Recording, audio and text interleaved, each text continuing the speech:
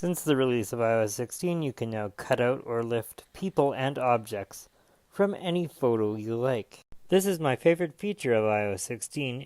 Open the Photos app and select the photo that you want to use. Press and hold on the person that you want to remove until you see that animation. You'll then have the option to copy the person or share. I'll tap on the share icon here. I'll choose the app that I want to use from the list of apps. I'll tap on CapCut and then tap Import Photo to CapCut. Notice the photo imports directly into CapCut and it has a black background. The first thing I'm going to do is tap on Canvas, then tap on Background, wait for the backgrounds to load, and I'll choose a background by tapping on it. This one looks good. Back out to the main timeline and choose Format to make this a 16:9 format.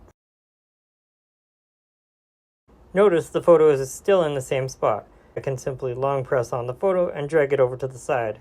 Tap the text icon and the A with the plus sign next to it. Move the text box into position and type the text that you want. I'm going to use the text photo cutout feature.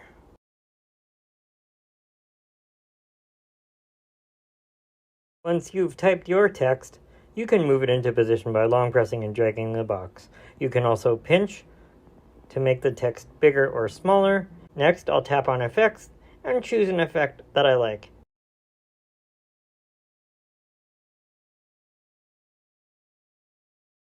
I'll tap on Font and I'll choose a font that I like.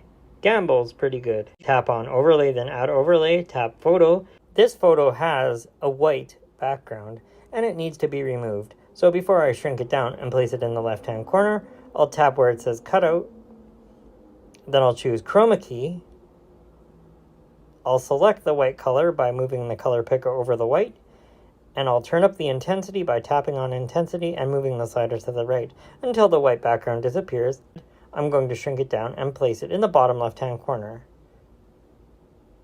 Make sure that the borders appear white. That way you know you've got your images right in the corner of your thumbnails. One capability that I'd like to see added to CapCut is the ability to take a snapshot. This would be a still image of whatever is in the playback area.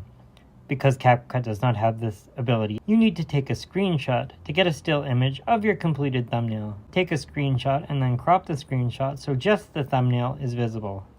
Then tap on Done and tap Save to Photos. This is your completed thumbnail and it can be uploaded to YouTube once your video is done. Just tap Done and tap on Save to Photos. Let's switch over to the YouTube app on my phone and you can see that the thumbnail has been added to the second video in the list. The timestamp does not cover up any part of the thumbnail. This is the advantage to putting your subject on the right-hand side of the thumbnail and your text on the left. Watch this video recommended by YouTube. This playlist contains more tutorials just like this one. Don't forget to subscribe and hit that notification bell so you're notified when I upload a new video. Join me next time.